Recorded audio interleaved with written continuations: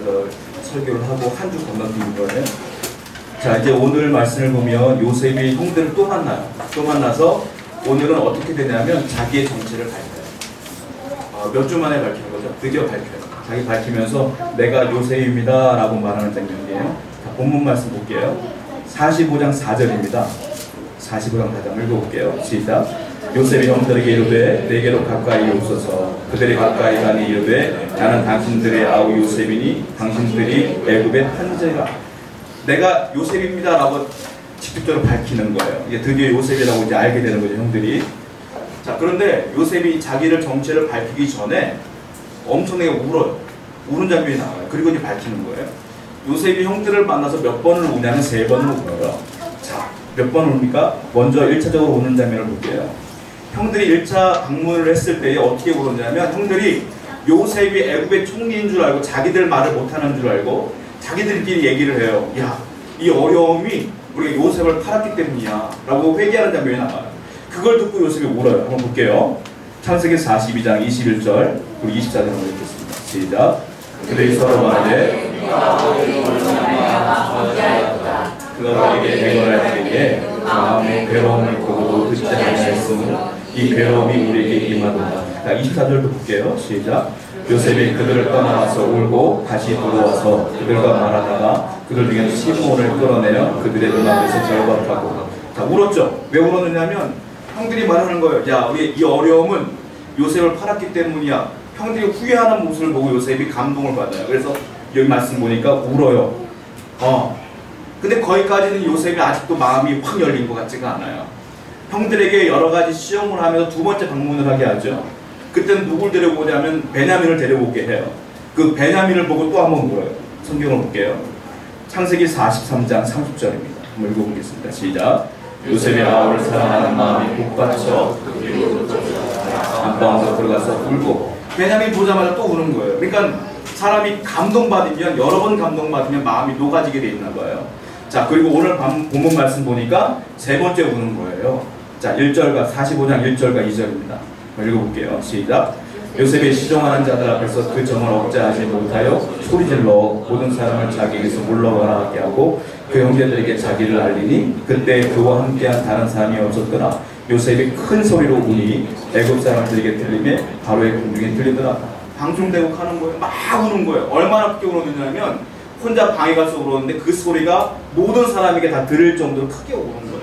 그리고 마지막에 운 다음에 요셉이 눈물을 흘리면서 나와서 형들에게 그렇게 얘기를 해요. 형들, 내가 아우 요셉입니다 라고 고백을 하고 이제 화해하는 장면이 나오게 돼요. 그런데요, 우리가 볼 때 야, 화해했구나 라고 할 수 있지만 이게 쉬운 일이 아니에요, 사실은. 왜냐? 요셉이 17살 때에 노예로 끌려갔단 말이에요. 자, 어떻게 끌려갔느냐면 요셉의 채색옷이 보기 싫었잖아요. 옷을 벗겼어요. 이스라엘 사람들은 옷을 벗기면 통옷이기 때문에 바로 속옷이 없어요. 그 당시에는 그냥 바로 온몸이 나오는 거예요. 그 수치스러움을 요셉에게 안겨준 사람들이 이 형들이에요. 구덩이에 집어넣어놓고 요셉이 살려달라고 외칠 때에 자기들은 그 앞에 밥 먹었던 사람들이에요.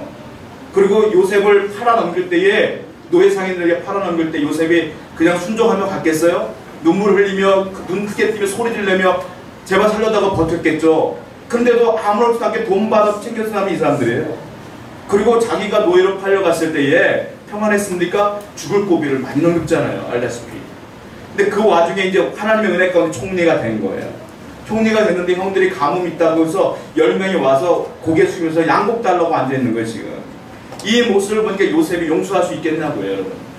우리는 성경 볼 때 용서했거나 넘어갈 수 있겠지만 만약에 이 상황이 여러분 상황이라면 용서할 수 있겠냐고요. 저는 용서할 수 없을 것 같아요. 이걸 어떻게 용서할 수 있겠어요? 이거는 용서가 불가능해요. 그런데 요셉은 용서를 해요. 참 놀라운 것 같아요. 저 같으면은 장유유서라고 해서 형들을 루브에부터 쫙 세워놓고 뺨을 한 100대씩 때렸으면 좋겠어요. 그것도 덜한 거지. 어떤 사람 죽을 수 있으니까. 그렇게들 했으면 좋겠는데 그렇게 안 해요. 그냥 용서하잖아요, 그냥. 자, 요셉이 그 용서한다는 것은 어떤 의미인 줄 아세요? 제가 계속 말씀드리지만 요셉은 누구를 예표하냐면 예수님을 예표한다고 했어요. 요셉이 지금 이런 상황을 용서한다는 건 누구를 예표하는 거냐면 예수님이 저와 여러분들을 용서한 상황과 똑같이 만들어 주시는 거예요. 즉 예수님이 용서한 상황과 너무 똑같아요. 예수님은 우리를 용서할 수가 없어요. 사실은 피조물이 돼가지고 하나님 된다고 하니. 근데 당신이 오셔가지고 십자가 못 박혀 돌아가시면서 우리들을 용서하신 거 아니에요. 지금 요셉도 그와 똑같은 거예요. 지금 이 모습을 보시게 하면서 내가 너희를 용서한다 이 말씀을 하고자 하는 거야 하나님께서. 자, 이 상황이 있단 말이에요. 그래서 예수님은 용서에 관한 말씀을 많이 하셨는데 그 중에 하나를 볼게요. 자, 마태복음 18장 22절 한번 보겠습니다. 시작.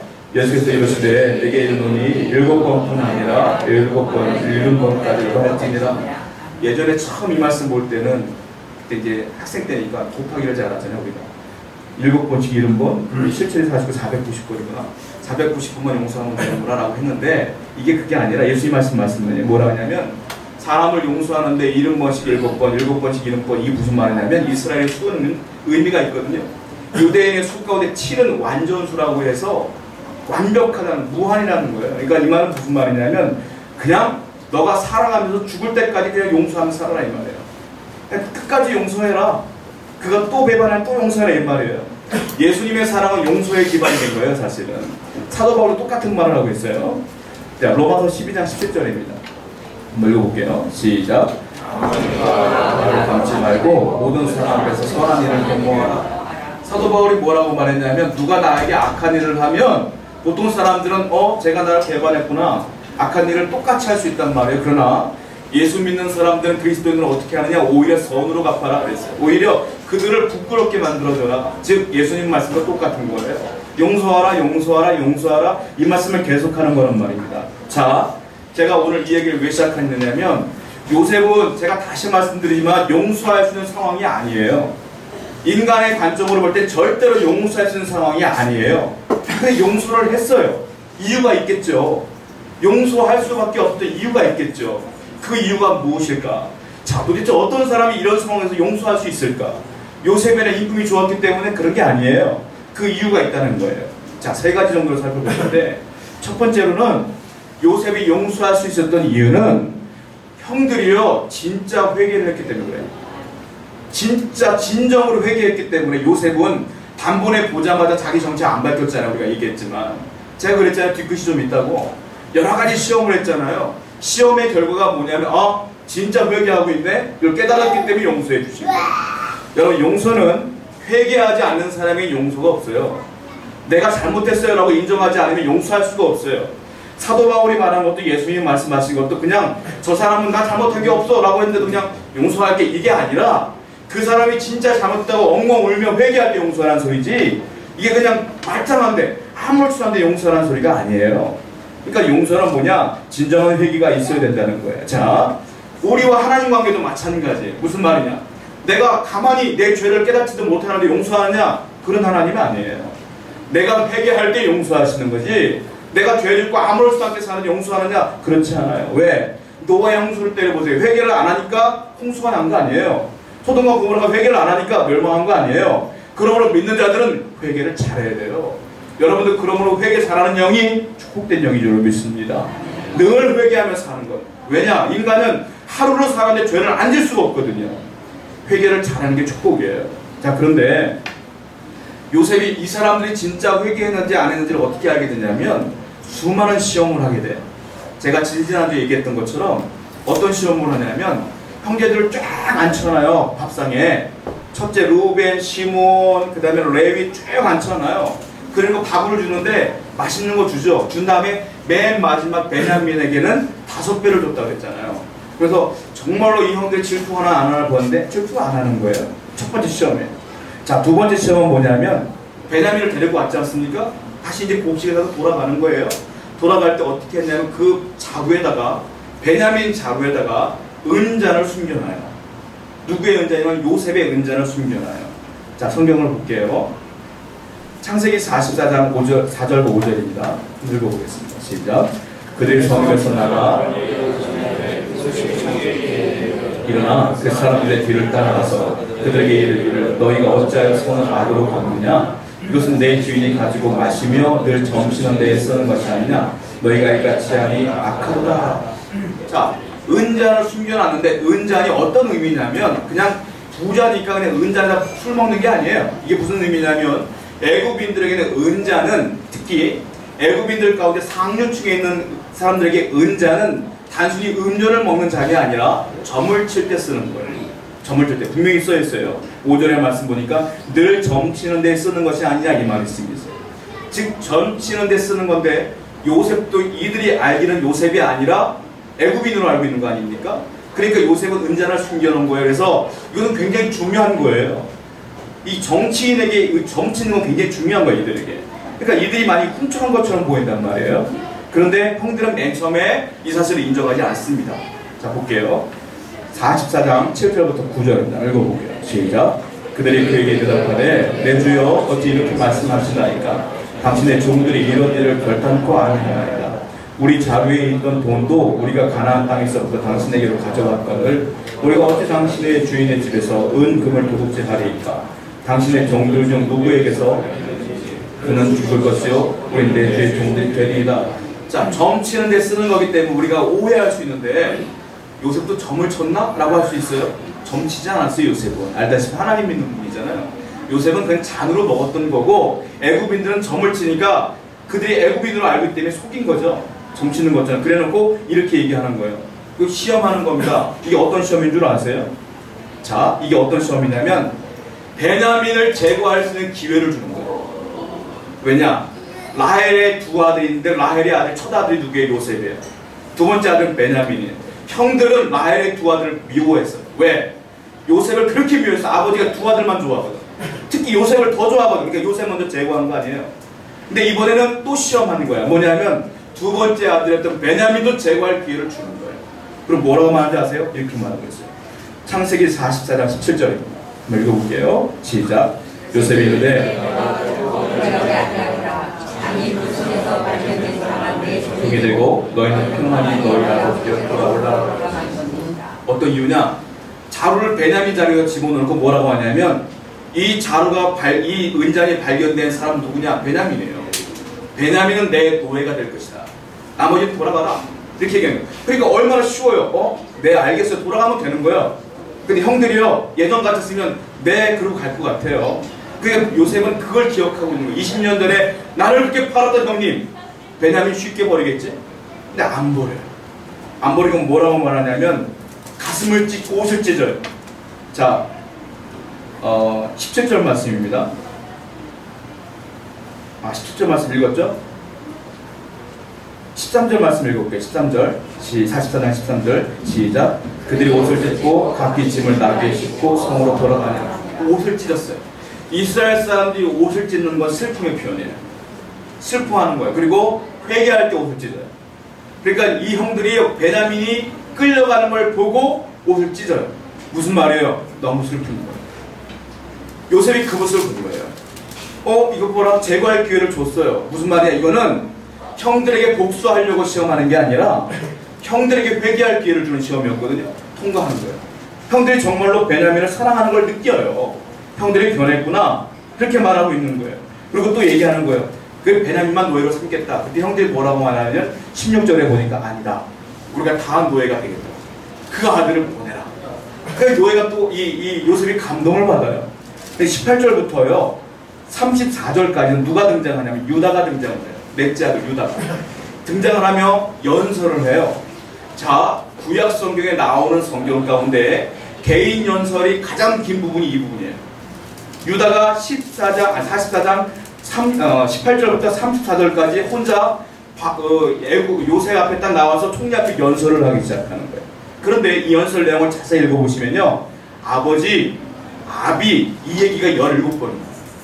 그 구절 가운데 무슨 말이에요? 유다가 뭐라고 하냐면 보내라. 우리가 대신 종이 되겠다. 왜냐하면 우리 아버지 죽는다. 얘 안 보내면 우리 아버지 슬퍼한다. 이 얘기를 계속해요. 자, 유다가 이럴 사람입니까? 알다시피 이럴 사람이 아니잖아요. 며느리와 통관 같은 사람인데, 근데 유다도 변한 거예요. 아버지가 너무 신경 쓰이는 거예요. 아버지의 마음을 알게 됐어요. 왜 알게 됐는지 아세요?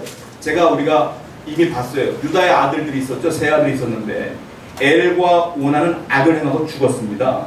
그리고 막내 아들 하나 나만에게 안 주다 보니까 자기가 통관해버렸잖아요. 나중에 그 얘기예요. 나도 두 아들을 잃어버려 보니까 야곱의 마음을 아는 거예요. 이제 야곱의 아들 요셉을 잃어버린 그 마음을 아는 거예요. 베냐민까지 사라져버리면 얼마나 속상할까, 이걸 알게 되는 거예요. 그래서 살려달라고 유다가 나와서 얘기를 하고 있는 거예요. 그리고 또 뭐라고 하는지 아세요? 아주 대단한 위대한 말을 하죠.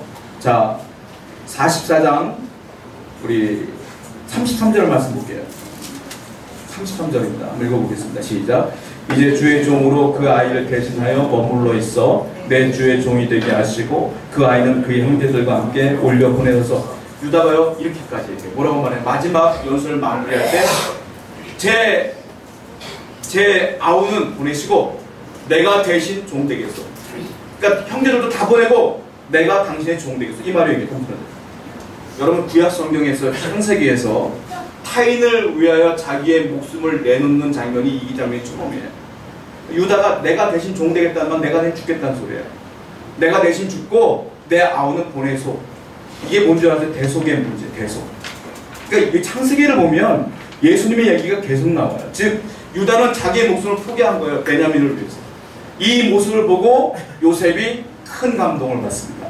그리고 자기 방으로 들어가서 여기서 우는 거예요. 그리고 드디어 형제들 앞에 나와서 내가 요셉입니다 라고 얘기합니다. 진정한 회개가 확정된 거죠. 확인된 거죠. 여러분 용서는 상대방이 진짜 회개할 때 가능한 거예요. 여러분들이 혹 남에게 죄를 졌거나 아픔을 줬다면 여러분 회개하셔야 돼요. 그리고 상대방이 나에게 아픔을 줬다면 정죄하지 마시고 그렇다고 쉽게 용서해도 안 돼요. 어떻게 되냐면 기다리는 거예요. 그가 회개할 때까지 기다리는 거예요. 그가 용서받을 때까지 기다리는 거예요.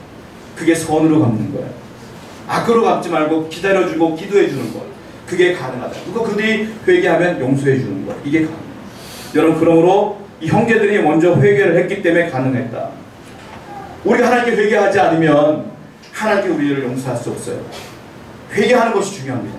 자, 두 번째 이유가 있어요. 뭐냐면 이번에는 용서하는 사람의 입장에서 보자고요. 요셉의 입장에서 볼 때는 어떤 마음이 있었기 때문에 용서를 해줬냐면 요셉은 섭리신앙을 얻고 있었어요. 그러니까 모든 것이 하나님의 섭리입니다 라는 신앙이 있었기 때문에 용서가 가능한 거예요. 여러분들도 어떤 신앙을 가져야 되냐면 섭리신앙을 갖고 있어야 돼요. 모든 것이 하나님의 은혜입니다 라는 생각을 가져야 돼요. 왜? 요셉을 볼까요? 요셉은 삶 자체가 하나님의 섭리를 인정했어요. 창세기 39장 9절입니다. 한번 읽어보겠습니다. 시작. 이 집에는 나보다 큰 이가 없으며 금한 것은 당신뿐이니 당신은 그의 아내임이라. 그런즉 내가 어찌 이 큰 악을 행하여 하나님께 죄를 지으리까. 알다시피 보디발의 아내가 유혹할 때 했던 말이에요. 나는 물론 마음이 있죠, 요셉은. 그러나 뭐라고 말하냐면 하나님께 죄를 지을 수 없습니다 라고 말하는. 무슨 말이냐? 하나님을 인식하고 산 거예요. 요셉은 평상시에도 늘 하나님을 인식해서. 또 볼까요? 창세기 40장 8절입니다. 읽어볼게요. 시작. 그들이 그에게 이르되 우리가 꿈을 꾸었으나 이를 해석할 자가 없도다. 요셉이 그들에게 이르되 해석은 하나님께 있지 아니하니까 청하건대 내게 이르소서. 꿈을 해석할 때도 말하는 거예요. 야, 네가 꿈을 잘 해석한다며? 물어봤더니 뭐라고 말하면 아니에요. 해석은 하나님께 있습니다. 무슨 말이에요? 그 와중에도 하나님을 인식하면서 사는 거예요. 또 있어요. 창세기 41장 16절입니다. 읽어볼게요. 시작. 요셉이 바로에게 대답하여 이르되 내가 아니라 하나님께서 바로에게 편안한 대답을 하시리다. 또 말하고 있어요. 내가 말하는 게 아니라 하나님이 주시는 겁니다. 얘기하고 있어요. 그러니까 요셉은 어떤 사람이냐면 하나님을 늘 인식하면서 사는 사람. 여러분 하나님을 인식한다는 게 뭔 줄 아세요? A도 B도 C도 전부 다 하나님이 하는 겁니다 라는 것이 하나님이 인식하는 거예요. 내가 꿈을 해석하는 것도 하나님이 하는 겁니다. 내가 말을 하는 것도 하나님이 하는 겁니다. 이게 뭐냐? 섭리신앙이에요. 무슨 말이야? 믿는 사람에게는요 좋은 일도 있고 나쁜 일도 있어요. 이게 인간이니 어쩔 수 없어요. 살다 보면 가정의 문제도 생기고 사업의 문제도 생겨요. 그러나 믿지 않는 사람들은 힘들 때마다 힘들어요. 좋은 일 있으면 해에 걸려요. 그러나 믿는 사람은 힘들어도 안 좋아도 좋아도 모든 것이 하나님의 이유가 있을 거야 라고 믿는 거예요. 이게 섭리신앙입니다. 이것이 하나님을 인식하면서 사는 사람의 특징이에요. 요셉은 그래서 형들이 나를 판 이유가 있을 거야 이렇게 받았어요. 형들이 나를 판 이유가 분명히 있을 거야. 하나님이 나를 사랑하시니까 하나님이 나를 인도하시는 이유가 있을 거야 라고 말하는 거예요. 지금 이게 섭리신앙이다라는 거예요. 자, 성경을 보겠습니다. 먼저 창세기 45장 5절 말씀 한번 읽어볼게요. 읽겠습니다. 시작. 당신들이 나를 이곳에 팔았다고 해서 근심하지 마소서. 한탄하지 마소서. 하나님의 생명을 구원하시려고 나를 당신들보다 먼저 보내셨나이다. 자, 45장 8절도 읽어볼게요. 시작. 그런즉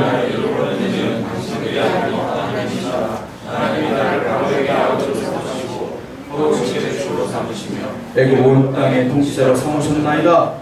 형들이 고백하는 거예요. 자, 하나님은요 인간을 섭리하십니다. 믿으시기 바랍니다. 분명히 이끌어가 있어요. 그런데 섭리신앙에는 두 가지 의지가 있어요. 하나님의 의지가 뭐냐? 첫 번째가 명령적 의지가 있어요. 뭐냐? 하나님은 사람을 선택할 권리가 하나님께 있어요. 그리고 이 사람이 명령할 권리가 하나님께 있어요. 대표적인 예를 들면 십계명. 예수 믿는 사람은 십계명을 지키면서 살아야 돼요. 말씀을 지키면서 살아야 돼요. 그런데 놀라운 건 인간은 그걸 지킬 수가 없어요. 인간은 죄인이에요. 죄가 없는 사람은 하나도 없어요. 그러니까 하나님은 사람을 선택해도 그 사람도 죄인이야. 그러니까 죄인이기 때문에 죄를 지을 수밖에 없어요. 그렇다고 해서 하나님이 약속한 것을 안 이루시느냐? 이루셔요. 왜? 두 번째 의지가 있거든. 그게 뭐야? 작정적 의지예요. 무슨 말이냐? 죄를 졌어도 하나님이 약속한 것은 하나님이 그 사람을 변화시키면서 이루어 나가셔요. 이게 섭리한다는 거예요. 이걸 믿는 건 내가 부족해도 하나님 변화시키며 이끌어간다는 거예요. 즉 요셉은 하나님의 섭리를 믿은 게 뭐냐면 형들이 과거에는 죄인이었지만 못된 사람들이었지만 하나님의 큰 바운더리 안에 보면 이 사람들을 변화시키면서 나를 이끄는 하나님의 섭리를 인정하는 거예요. 그래서 이 고백하는 거예요. 나를 당신들보다 먼저 보낸 겁니다. 살린 게 아니라 하나님이 보낸 겁니다.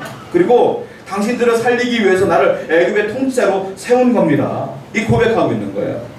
여러분, 그러므로 여러분들에게 되어지는 모든 일들은 속상하고 어려운 일도 다 하나님의 섭리 가운데 있음을 믿으시기 바랍니다. 자, 이걸 잘했던 사람이 있어요. 이 섭리 신앙을 확실히 갖고 있는 사람이 누구냐? 다윗이에요. 그래서 하나님이 그 다윗을 사랑하셨던 거예요. 자, 다윗이 자기 아들 압살롬에게 쫓깁니다. 얼마나 급했는지 신발도 못 신고 쫓겨나갔어요. 세상에 아들이 아버지를 죽이려고 그래요. 도망가는 거예요. 도망가는데요, 사울이 먼저 죽었잖아요. 그 이대왕이 다윗이잖아요 말이에요. 근데 사울왕의 가족들 가운데 다윗이 도망가는 것을 보고 놀리는 사람이 나와요. 시므이라는 사람. 그 시므이가 저주합니다. 성경을 볼게요. 사무엘하 16장 7절부터 8절이에요. 한번 읽어볼게요. 시작. 시므이가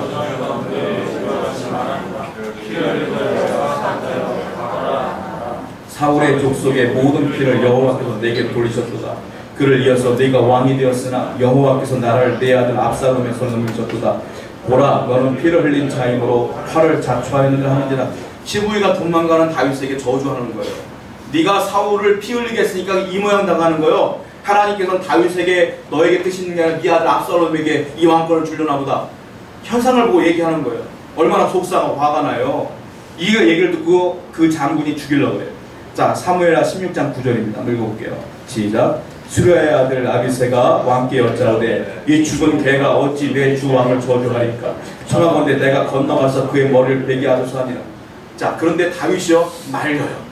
말리면서 하는 말이 있어요. 자, 사무엘하 16장 10절입니다. 한번 읽어보겠습니다. 시작.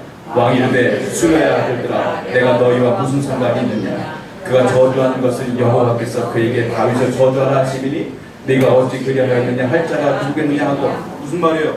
그가 저주하는 건 그가 하는 게 아니라 하나님이 다윗을 저주하라고 시킨 거다. 이것까지도 인정해요 다윗은. 그러니까 죽이지 말아라, 용서해라, 이거 하나님이 하는 거다 라고 얘기하는 거예요. 이 말은 뜻은 어떤 뜻이냐면, 자, 지금 내가 이렇다 할지라도 하나님께서 나를 다시 회복시키지 않겠느냐? 그러니까 놔둬라, 이 말과 똑같은 거예요. 그러니까 다윗은요 철저하게 하나님의 섭리를 인정했던 사람이 다윗이었어요. 여러분, 누가 용서합니까? 이 모든 것이 하나님의 섭리입니다라고 인정하는 사람이 용서하는 거예요. 누가 분냅니까? 하나님을 인식하지 못하는 사람이 분내는 거예요. 여러분의 속상한 일이 있어도 이것도 저 사람을 통하여 깨닫게 하시는 이유가 있을 거야 라고 생각하시고 용서하시고 오히려 기도해 주실 수 있는 귀한 성도가 되기를 축원드립니다. 자, 그렇다면 이번에는 용서받는 사람 얘기도 했고요, 용서하는 사람 얘기도 했어요. 이제 하나님 얘기를 좀 해볼까요? 자, 누가 용서받느냐? 하나님의 입장에서 볼 때는요, 택한 사람만 용서해 주세요. 안 믿는 사람은 용서 안 해요. 하나님. 믿는 사람, 택하심을 입은 사람이 용서받는 거예요. 성경에 나오는 모든 이야기는 택한 자에게만 속하는 거예요. 그러니까 중요한 건 내가 믿는 게 중요해요. 그래서 믿음이 소중한 줄로 믿습니다. 자, 성경 볼게요. 창세기 45장 7절 말씀입니다. 한번 읽어보겠습니다. 시작. 하나님이 큰 구원으로 당신들의 생명을 보존하고 당신들의 후손을 세상에 두시려고 나를 당신들보다 먼저 보내셨나이다.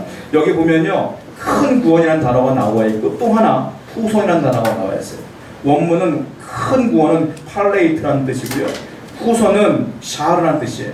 자, 앞에는 큰 구원은 어떤 뜻이냐면 생존자라는 뜻이에요. 그리고 맨 뒤에 있는 후손이라는 말은 남은 자라는 뜻이에요. 그러니까 이 얘기를 쉽게 풀면 어떤 얘기냐면, 내가 지금 여기서 총리가 된 것은 당신들을 생존시키기 위한, 당신들을 남은 자로 만들기 위한 하나님의 은혜입니다. 이 얘기예요, 지금. 그러니까 당신들을 살려주기 위해서, 당신들을 남게 하기 위해서 나를 먼저 보내신 것입니다. 라고 얘기하는 거예요. 이 말 자체가 너무 은혜로워요. 제가 신학을 배울 때에 구약 성경을 얘기할 때 남은 자 사상이라는 게 있었어요. 남은 자 사상이 굉장히 중요해요. 여기서 보면 후손이란 말이 남은 자라는 뜻인데, 남은 자가 무엇이냐면 세상에 빠지지 않고 하나님 바라보고 있는 남은 자들 얘기하는 거거든요. 하나님의 뜻은 세상을 향하여 성공하고 많은 것들을 소유한 사람이 있지 않냐며 아무것도 없어도 오직 하나님 바라보고 있는 그 남은 자들에게 있다라는 게 남은 자 사상이에요. 그러니까 이 말은 무슨 말이냐면, 하나님의 관심은 세상에 있는 많은 사람들이 아무리 성공해도 아무 관심이 없어. 그건 나만 관심이 있는 거예요. 그 성공은. 하나님은 거기에 있는 것이 아니라 힘들고 어렵더라도 그저 신앙을 지키려고 하는 남은 자들에게 있다. 그러니까 하나님의 관심은 지금 배고파서 먹을 것이 없는 12명의 이 아들들, 야곱의 아들들에게 있는 거다. 지금 요새는 그 얘기를 하고 있는 거예요. 지금 당신들을 살리기 위해서 나를 먼저 보낸 것 뿐입니다. 하나님은 지금 당신들이 관심이 있어요. 이 얘기를 하고 있는 거예요. 하나님의 관심은 여기는 여러분들에게 있는 거예요. 여러분들이 스스로 생각할 난 부족하다, 연약하다 할지라도 하나님의 관심은 여러분들에게 있는 거예요. 그러면 하나님의 은혜가 저들에게 있지 않고 여러분에게 있음을 아셔야 돼요. 우리 가족 가운데 하나님을 알지 못하는 분들이 있으면 서둘러 끌어내야 돼요, 여러분들. 그래서 그분들 하나님 믿는 게 가장 중요한 줄로 믿습니다. 하나님이 이 땅을 살려내는 목적은 어디에 있느냐면, 남은 자들, 생존자들, 우리를 통하여 하나님 나라를 건설하는 데 하나님의 목적이 있어요. 자, 마지막으로 자기 정체를 드러낸 요셉의 모습을 볼게요. 창세기 45장 4절입니다. 한번 읽어볼게요. 시작. 요셉이 형들에게 이르되 내게로 가까이 오소서. 그들이 가까이 가니 이르되 나는 당신들의 아우 요셉이니 당신들이 애굽의 판자라. 자, 보세요. 뭐라고 하냐면 요셉이 형들에게 내게 가까이 오십시오 라고 얘기하는 거예요. 가까워지기를 원하는 거예요. 처음부터 요셉은 그랬을 거예요. 형들을 가까워지기 원했을 것 같아요. 이제 회개가 다 끝나고 용서가 다 끝나니까 가까이 오세요 라고. 이것도 참 은혜가 있어요. 하나님은요, 내가 정말로 죄악 가운데 있다가 하나님께 회개하고 용서를 구하면 내게 가까이 오셔요. 그분이 우리 하나님이세요. 그리고 뭐라고 하는지 아세요? 내가 요셉입니다 라고 얘기했잖아요. 제가 이 말씀을 보면서 비슷한 말씀을 기억해냈어요. 뭐냐면 사도 바울이 다메섹에서 눈 멀었을 때 음성이 들리잖아요. 뭐라고 말합니까? 야, 너 어째 나를 핍박하니? 당신 누구십니까? 네가 핍박하는 예수라. 기억하시죠? 마찬가지예요. 형들에게 내가 요셉입니다. 똑같아요. 여러분, 우리 주님은요, 내 죄를 회개하는 사람들에게 늘 가까이 오십니다. 그리고 바로 선택받은 여러분들에게 늘 가까이 오십니다. 주님은 멀리 계신 분이 아니야. 여러분과 함께 계셔요. 그러므로 이 세상을 살아가는데 여러분 항상 주님과 동행하시는 귀한 백성 되기를 축원드립니다. 자, 우리 말씀을 기억하며 찬양하겠습니다.